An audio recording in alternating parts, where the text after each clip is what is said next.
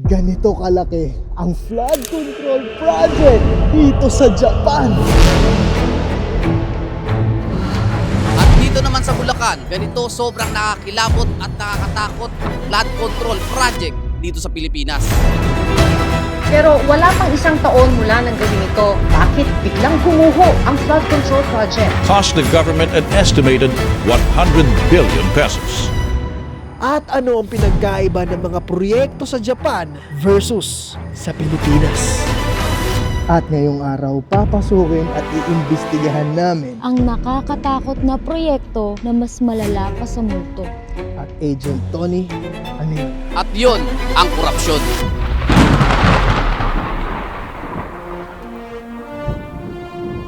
At kasama namin dito si Agent namin, At your service. Agent Erwin, Mga kababayan ko, Agent Tony, Kamusta, mahal kong Pilipinas? at kami ni Kerlin bilang MIT Squad! Filipino version. ano ba trip natin?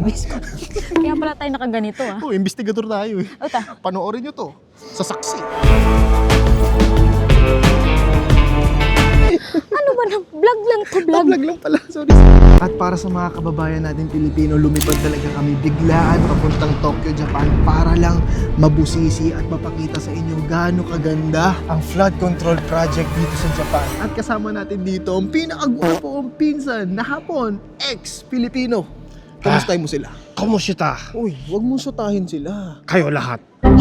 So siya ang magiging translator natin sa Japan. Kasi syempre, hindi naman tayo nakakaintindi ng Hapon. Lalo na nung inintroduce sa atin kung gaano kaganda yung features nitong flood control project. Ikaw na bahala sa amin. Mag-explain sa lahat ng mga detalye, Kuya George. Sige. Okay. Basta ang pinaka natutunan natin dito sa mga explain nila kanina, 1993 to inumpisahan tong project na to. Natapos ng 2006. So 13 years siyang ginawa. Ito yon. So dito napunta lahat ng tax ng mga Hapon. Sana all. Kasama pati mga kasama yung mga Pinoy na nagtatrabaho dito. Siyempre nagbabayad din ng Kayo tax. rin eh, nagbabayad kayo ng buwis. Ikaw, nararamdaman mo na hindi kayo apektado ng baha dahil napupunta sa tama Tsaka hindi lang to para sa baha, kundi para yung sa mga sa ilog, di ba yung ilog, para hindi mababawasan din yung tubig. Tama. Unahin natin sa napakalaki na pader dito. Labi, pakita mo. Palakpakan natin ang mga taxpayers dito sa Japan. Grabe, ito po yun. Kasi sa Pilipinas, Agent Tony, pakita mo yung semento natin dyan.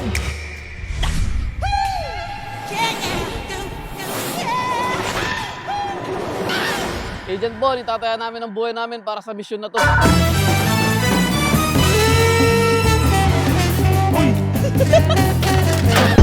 Grabe, Agent Bon. Ito na yata ang pinaka nakakatakot sa lahat. Sa sobrang takot ko, baka makakita ko ng multo dito talaga. Dahil ito na yung tinatawag dito na Ghost Project Abandon. Kung makikita mo dito, Agent Bon, puno na ng basura. Agent Bon, ito na yung dead end. Sabi ng mga residente, finish na daw to. Pagkakuha nila ng sahod nila, umuwi na. Yun na, hindi na tinapos. Ang masama pa dito, kalahati lang yun natapos. Kasi banda sa kabilang isla, puro butas-butas, parang bola ng golf. Ayun o, butas-butas o. Wala na, hindi na mapapakinabangan doon. Feeling ko nga, hindi pa bumabagyo, babaha na doon eh. Pero doon sa part na yun, may mga nakaprepare na buhangin doon. Pero mukhang buhangin lang. Baka pag umihi ako dito, baha na sa kabila eh. So, dito tayo nag-parking. Andito tayo ngayon sa loob ng building. Tatlo yung himbakan nila ng ano. Talagang di sila babain. Totoo. Hindi ko alam kung ano mararamdaman ko. Ginawa pa nilang tourist spot yan. Lahat ng proseso ganun kaganda at ganun ka-transparent sa mga tao dito sa Japan. 1, 2, 3, 4, 5, 6, 7, 8. Sa board na to makikita nyo, this is the inflow facility. When the water level of the rivers rises due to heavy rain, water starts to flow into the facility spontaneously. So pababa siya dito mismo sa drum underground ng flood control project dito sa Japan. At once nandito na siya, pupunta siya dito, and this is the tunnel. Nakakonect siya sa ibang ilog. Ganon siya mag-discharge ng iba't ibang tubig sa iba't ibang lugar. Yung daluyan ng tubig, ito yun. Ito yung pula. Yung mga tinuturo nila na ilog, yan yung mga magbabaha kung walang flood control. Mga Agent, nandito naman tayo ngayon at sinatawag na tourist spot daw sa Bulacan na tinatawag na water park na Black Edition. Ang ganda daw dito, madami daw nagpipicture dito at madami daw kababalaghan na nangyayari dito sa water park na to. At mga kaibigan, sabi nga nila, ang bagyo daw dito pag pumatak daw, isang katutak ng basura ang napupunta dito sa ating water park. At ito daw ang tinatawag na aesthetic water park. Kung makikita nyo basura edition. Nakakalungkot. Meron mas nakakalungkot. Tapos na daw yung oras natin pare. Ano? Totoo ba ito? Oo. Pusang gulo naman. Oh, wait lang. Papakita ko lang muna kung gaano kalapit yung taxpayers nito. Gaano kalaki to? Kasing laki nito yung yung bahay ng mga ng contractors dun sa Pilipinas. Nadali mo. Yun yung nakakatakot talaga. Ikaw talaga kuya dyan. Dinadali mo dun At ngayon mga kabayan, talagang nag-helmet tayo for protection. Mas maibistigahan natin ang mismong storage at kung saan napupunta yung baha dito sa Japan. Labi may pa-helmet pa sila. May pa Talagang ganito naging po. tourist guide. Mami, naging tourist spot talaga. Pero sa Pilipinas, naging tourist spot din naman, di ba? Grabe naman, ang ganda dyan, Agent Bon. Dito, parang naiinis ako sa'yo kasi Parang hindi yata tama to suot namin dito. Ang init! Habang dyan, Agent Bon, nagtutur ka. Dito, nagtutur din kami. Kung tourist spot yan, dito, Madaming turista dito. maraming turista dito. Oo. Agent Bon, may gusto lang ako sabihin sa'yo. Binabantayan ko yung mga tao dito kasi baka yung mga baka libed. Baka imbis na ilagay dito, mapunta sa junk shop. Kaya babantayan natin. Agent Bon, kung mapapansin mo dito, magandang tourist attraction to kasi, ayan, may gumagalaw na crane. Eh, bossing, bago siya pumasok sa flood control sa Japan, meron dun safety first, may security. Eh dito, nakapasok ako, nakatsinelas lang ako. Wala nagbabantay, wala nagbabawal.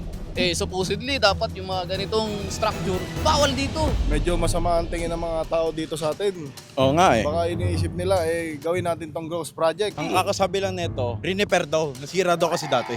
Ano, sira dati. Pwede ako mag-relapse dito.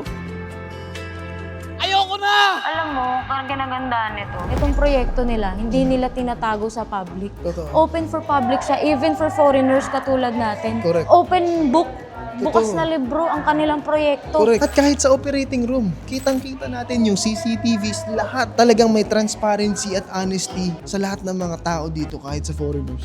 At abangan nyo mamaya yung price reveal. Uy, ano, yung presyo, malaman natin yan mamaya kasi ito nga, Itong cone na yan, wala tayo sa Pilipinas niyan. Uy, meron naman. Sa Bulacan kasi parang wala Dati nakakatakot. Ay, Ito totoo? na yung bakas ng tubig. Oh my gosh. Wow! Grabe, ito na yun. Tsaka pupunta yun ba? Oo, grabe.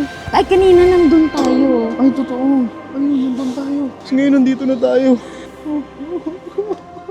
Ayan yung bakas ng Oh tubig. my Nakita mo gosh. yan? At sa lahat ng mga turista na nandito, tayo lang ang Pinoy, mami. Di bale, para sa mga Pinoy din naman to Papakita namin sa inyo kung ano meron dito. Kung hindi man kayo nakapunta dito, kabayan, para sa itong video na to. Tara, babain pa natin to. So ito yung pinagkaiba ng Japan tsaka ng Pilipinas ng flood control. Yung flood control ng Japan, literal na napakalalim talaga. Tignan nyo, sobrang lalim. Sa Pilipinas, mas malalim. Mas malalim yung bulso ng mga politiko. Oo, sobrang lalim. Mas malalim pa yata dito eh. Totoo, yun yung talagang katakot-takot, takurakot. Sa sobrang ganda ng proyekto nila dito, mga kabayan, talagang nakakalula yung presyo. Mamaya malalaman nyo yan. At sobrang lalim talagang pundasyon nila. Tsaka yung pwedeng iimbak na tubig sa buong Tokyo. Talagang magiging safe yung mga mamayan dito. Kayo dyan, Agent Erwin, Lamin, Tony. Agent Bon, ang ganda dyan ang lalim ng flood control. Dito naman sa Pilipinas, ganito kalalim ang flood control sa Pilipinas. Sobrang putik, hindi malinis yung tubig, puro basura. Actually, tapunan to ng mga tai. Pero para sa inyo, i-showcase ko kung gaano lang kalalim yung flood control dito. Ayun ganito lang. Ginagawang tapunan ng basura yung mga flood control dito sa Pilipinas. Walang maintenance, puro basura. Hindi ko alam kung saan napupunta yung pang-maintenance talaga nito. At ayun, madumi talaga siya. Actually, diring-diri na talaga ako, Agent Bon. Di ko alam bakit ko ginawa to. Agent Tony, kamusta ka dyan? Ay, thank you, Agent Lamin. Dito naman sa likuran ko, puno na ng basura ang flood control dito. Kung dyan sa Japan ay sobrang linis, dito, puno ng basura.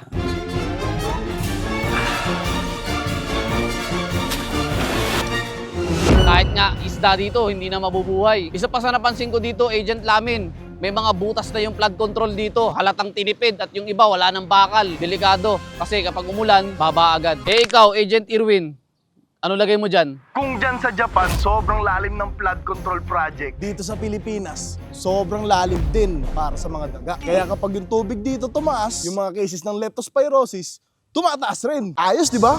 Dito sa lugar ng Tokyo, Talagang pinalibutan nila ng flood control project para maprotektahan lahat ng mga mamamayan, fisherman na nandito kapag lumakas yung bagyo. Tapos alam mo ba, itong flood control project na to, hindi lang nila ginawa to para sa flood, kundi para hindi mawalan ng tubig or maubos yung tubig sa river.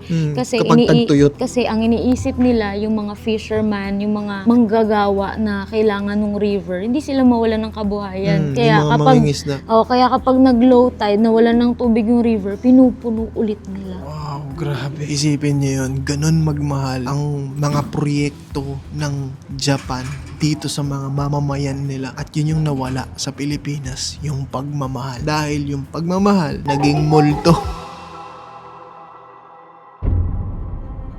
So yun mga kaibigan, na-realize lang namin sa dami ng flood control projects na pinuntahan namin. Yung flood control project sa Japan, kaya din naman dito sa Pilipinas yun eh. May pondo naman eh. Kaso, wala eh. Ninakaw.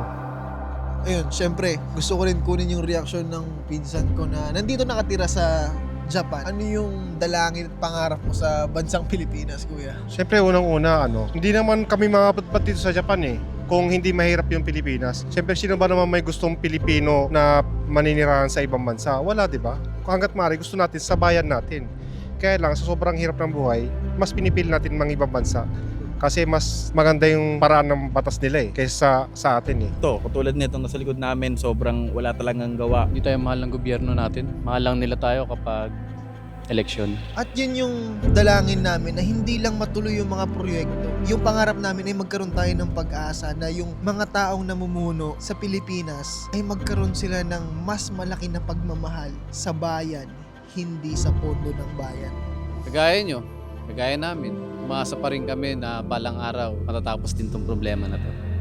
Maraming salamat sa pagsama sa first international series natin, Japan vs. Philippines Flood Control Project. Comment for part 2 kung gusto mo pang makita yung amenities at ganda ng Japan at pakita natin kung ano ba talaga yung meron at ganda ng resulta ng mga taxpayers dito mismo sa streets ng Japan. Kasi ang daming masyo-showcase, Kuya George, di ba? So, walang lubak-lubak po na daan dito at yun yung mga pwede namin ipakita sa inyo. Even the public hospital ng Japan, public library ng Japan, public school ng Japan, tsaka yung squatters area ng Japan. Di lang yun, pati yung discipline at safety dito. Correct. So lahat yon pinapatupad po dito. Ang sarap niyang i-compare sa Pilipinas para somehow magising tayong mga Pilipino na minumulto na tayo sa sarili nating bansa. Huwag po natin hayaan yun. Happy Halloween, everyone!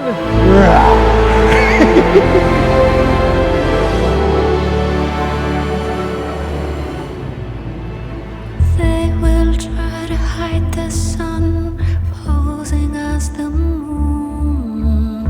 They will try to score their points, stumping over you. There's no use in trying to save the day, 'cause superheroes they flew away. Itong video na to, ginawa namin to para sa ating mga Filipino. Hindi para sa mga foreigners, para ipakita kung gaano tayo katalunan. Hindi. Para lang mamulat tayo na supposedly dapat ganito rin kaganda ang Pilipinas. Pero hindi yun ang nangyari. It really hurts. Ang magmahal ng ng ganito. Wait, alam ko, hinihintayin nyo kung magkano yung presyo nitong flood control project dito sa Japan. Eto, mami, reveal mo na. Ang kabuang presyo ay 89.42 billion pesos. Sa yen, magkano yon? 230 billion yen. Bang, grabe. 1993 yun Oo. So sa panahon ngayon, iba na yun. Kung Totoo. ikukumpara mo, mas malaki Mas na. malaki na Mas siya malaki na ngayon. yung value. Siguro, ewan ko, siguro 100 or something. 100 plus 150 billion. ganun. Ganon sila maglaan ng budget dito. 89 billion pesos sa halaga natin.